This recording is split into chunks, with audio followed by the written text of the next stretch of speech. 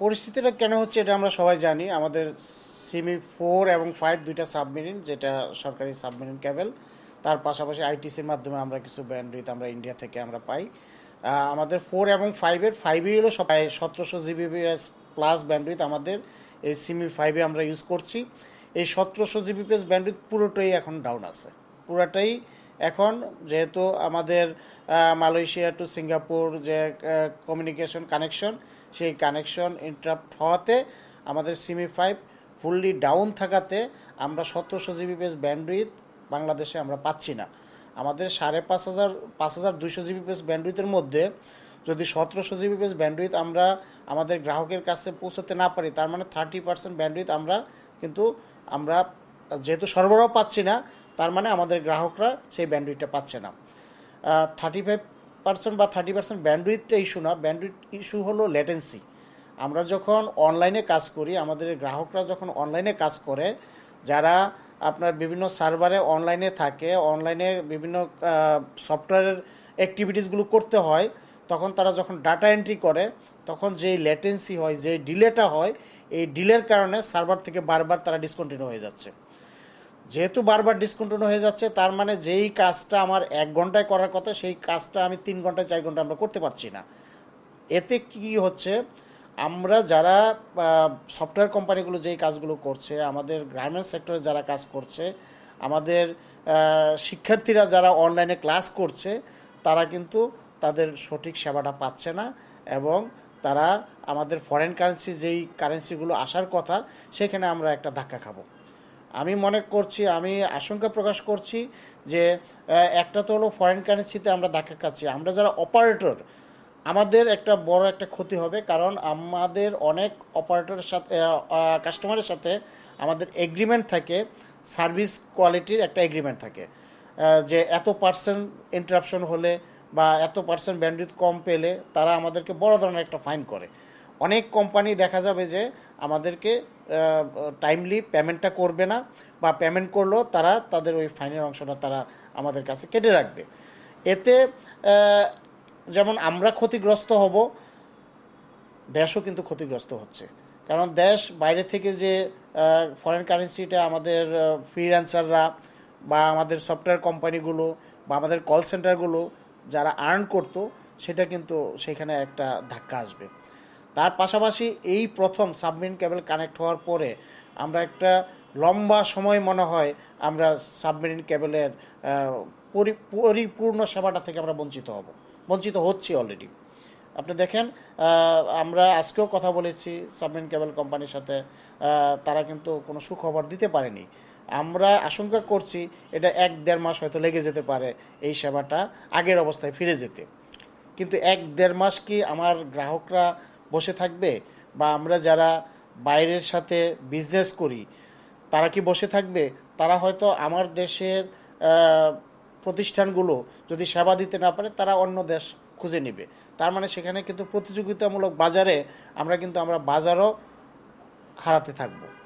আমরা চাই যে এই সমস্যা থেকে অতি দ্রুত কিভাবে সমাধান করা যায়। হ্যাঁ, আমরা চেষ্টা করছি হয়তো সিমি 4 দিয়ে কিছু ব্যান্ডউইথ আপডেট করার জন্য, কিন্তু সিমি 4 দিয়ে আপডেট করলে কিন্তু আমাদের যে সিঙ্গাপুরের সাথে যে কানেকশন, সেটা কিন্তু আমাদের লেটেন্সি যেটা উদ্দেশ্য 5 কিন্তু সিঙ্গাপুরের সাথে ডিরেক্ট কানেক্টেড।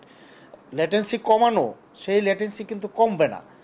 হয়তো সেবাটা কিছুটা বেটার হবে, কিন্তু আমাদের অ্যাকচুয়াল পারফরমেন্সটা আমরা পাবো না যতক্ষণ পর্যন্ত আমাদের 5 পরিপূর্ণভাবে, সিমি 5 যেটা, সেটা যদি পরিপূর্ণভাবে আবার ওয়ার্কেবল না হয়।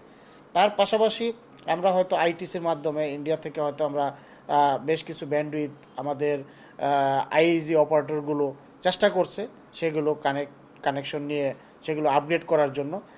কিন্তু এটাও যদি দেরি হয়, তাহলে আমরা আসলে একটা সমস্যার মধ্যেই পড়ব, বা সমস্যার মধ্যে অলরেডি পড়ে গিয়েছি। এখন উত্তরের উপায় আমাদের খুঁজতে হবে। যত তাড়াতাড়ি আমাদের অপারেটরগুলো, বিশেষ করে সাবমেরিন কেবল অপারেটর, আমাদের আইইজি অপারেটরগুলো এবং আইটিসি অপারেটরগুলো, তারা তাদের ব্যাকআপ প্ল্যানটা তাড়াতাড়ি আমাদেরকে দিবে, তত তাড়াতাড়ি আমরা গ্রাহকদের কাছে সঠিক সেবাটা আবার পুনরুদ্ধার করতে পারবো, নিয়ে যেতে পারবো। আমি একটা সময় হয়তো আমার 1 ঘন্টা 2 ঘন্টা ইন্টারনেট বন্ধ থাকলেও আমার গ্রাহকরা কিছুই বলতো না, তারা সেটা মনে করতো হ্যাঁ সিস্টেমটাই এরকম। কিন্তু এখন আমরা আমাদের গ্রাহকদেরকে এমন একটা টেস্ট দিয়েছি যে 1 সেকেন্ডও কেউ ইন্টারনেটের বাইরে থাকতে এখন আর রাজি না। এখন প্রত্যেকটা গ্রাহকই চায় 24/7 তারা অনলাইনে থাকবে। এখন এটার সমাধানটা অ্যাটলিস্ট হয়তো এটা সমাধান হবে, সময় লাগছে, কিন্তু আমার বলার জায়গাটা অন্য জায়গায়। আমার বলার জায়গাটা হলো যে যেহেতু আমাদের জনগণ এখন ইউজ টু ইন্টারনেটের উপর 24/7 তারা ইন্টারনেট চায়, এবং আমরা দেখিয়েছি যে আমরা সক্ষম সেই সেবাটা দিতে, কিন্তু কিছু প্ল্যানের কারণে, কিছু ঘাটতির কারণে আমার মনে হয় যে আমরা এই ধরনের সমস্যায় পড়ছি। ভবিষ্যতে যাতে এই ধরনের সমস্যা না হয়, আর সমস্যা হলে যাতে আমার ব্যাকআপ প্ল্যানটা থাকে, যে একটা সাবমেরিন কেবল তো সেটা ডাউন হতেই পারে। আমার সিম 4 আছে, 5 আছে, আমার 6 আসছে, আমাদের আইটিসি সার্ভিস আমরা নিচ্ছি, তার পাশাপাশি আমাদের প্রাইভেট সেক্টরে সাবমেরিন কেবল আসতেছে, বিকল্প এতগুলি ওয়ে কেন? আমাদের যাতে ভবিষ্যতে আমাদের ব্যাকআপ প্ল্যানটা সঠিকভাবে থাকে, একটা প্রবলেম হলে যাতে আমার এইরকম হয় না যে আমি 1 মাস আমি সেবা দিতে পারবো না। হয়তো কয়েক ঘন্টা হয়তো ইন্টারাপশন হতে পারে, যতক্ষণ লাগে আমার এই সেবাটা জাস্ট ট্রান্সফার করতে, কিন্তু আমি এমন সেবা নিয়ে আসবো না যেই সেবা নিতে হয়তো একটা প্রবলেম হলো, একটা সার্কিট ডাউন হলো, 1 মাস লাগবে আমার সেই সেবাটাকে আবার পুনরুদ্ধার করতে। এই ধরনের সেবা হলে কিন্তু আমরা ইন্টারন্যাশনাল মার্কেটে আমাদের যে গ্রোথটা আছে সেই গ্রোথটা থেকে আমরা পিছিয়ে যাব। আমরা অনেক ক্ষেত্রেই ইন্টারন্যাশনাল মার্কেট আমরা হারাতে থাকবো। পলিসিগতভাবে আমি পরিবর্তন এক্সপেক্ট করি যে আমাদের সাবমেরিন কেবল তারা শুধু ঢাকা শহরে এবং চিটাং এবং খুলনা এই 3টা জায়গায় তারা তাদের সেবাটা বিস্তৃত করেছে।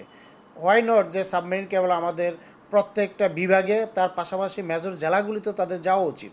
আমি মনে করি সাবমেরিন কেবল কোম্পানিকে এই জায়গাটাতে তাদের একটু ফ্রিডম দেওয়া উচিত, তারা যাতে সারা দেশে সেবা নিয়ে যেতে পারে। তার পাশাপাশি সাবমেরিন কেবল কোম্পানি যখন একটা এগ্রিমেন্ট করে, তো একটা এগ্রিমেন্ট করার পরে সেখানে পারমিশন নিতে যদি 1 মাস লেগে যায় সেটাকে রিস্টোর করার জন্য, তাহলে এটা তো মনে হয় এখানে আমাদের মনে হয় কোনো পলিসিগত কোনো ঘাটতি আছে।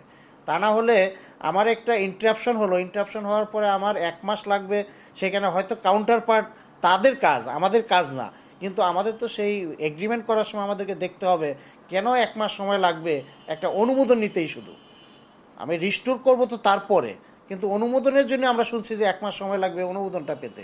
এটা তো হতে পারে না। এটা হলে আসলে আমরা সেবা কিভাবে, সঠিক সেবাটা আমরা জনগণের কাছে পৌঁছাবো, আর সাবমেরিন কেবল কোম্পানির উপরই কিভাবে আমরা রিলাই করব যে তাদের সেবা নিয়ে আমরা জনগণের কাছে, তখন আলটিমেটলি এই সেবাটা প্রাইভেট সেক্টরের কাছে যাবে।